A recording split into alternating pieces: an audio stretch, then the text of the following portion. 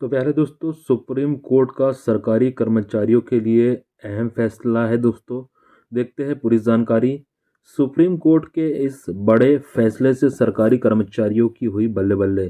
जी हाँ दोस्तों, supreme court ने सीआरपीसी की धारा 147 पर एक ऐतिहासिक फैसला सुनाया है, जो सरकारी कर्मचारियों को उनके आधिकारिक कर्तव्यों के दौरान सुरक्षा प्रदान करती है।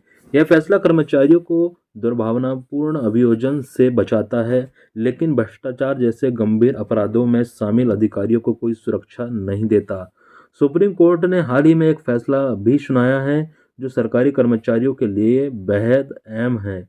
इस फैसले के तहत सरकारी कर्मचारियों को उनके आधिकारिक कार्यों के दौरान किए गए अपराधों के संबंध में सुरक्षा प्रदान की जाती है।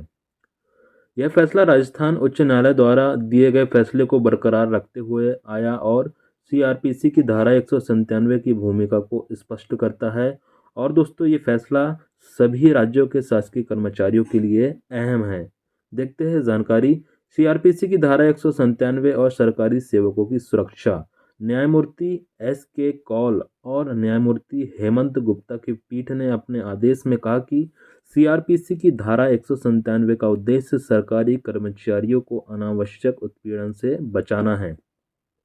इसके अनुसार किसी भी सरकारी कर्मचारी पर उसके आधिकारिक कर्तव्य के दौरान किए गए कथित अपराधों के लिए मुकदमा चलाने के लिए सक्षम प्राधिकारी की पूर्व अनुमति अनिवार्य है। यह कानून अदालत को बिना अनुमति ऐसे मामलों का संज्ञान लेने से रोकता है। शीर्ष अदालत ने यह भी कहा कि यह प्रावधान कर्मचारियों को दुर्भावनापूर्ण मुकदमों से बचाने के लिए है, लेकिन इसका उपयोग भ्रष्टाचार और धोखाधड़ी जैसे अपराधों में शामिल अधिकारियों को बचाने के लिए नहीं किया जा सकता। आधिकारिक कर्तव्य और अपराध के बीच संबंध। पीठ ने अपने निर्णय में स्पष्ट किया कि किसी अपराध और सरकारी कर्मचारी के आधिकारिक कर्तव्य के बीच संबंध का प्रथम दृष्टया आकलन किया जाना चाहिए। अगर कथित अपराध का सीमा संबंध सरकारी कर्तव्य से नहीं है, तो यह धारा 197 के तहत संरक्षण के दायरे में नहीं आता है। इसके साथ ही अदालत ने यह भी कहा कि फर्जीवाड़ा, रिकॉर्ड में छेड़छाड़ या गबन जैसे गंभीर अपराध आधिकारिक कर्तव्यों के निर्वहन के अंतर्गत नहीं माने जाएंगे।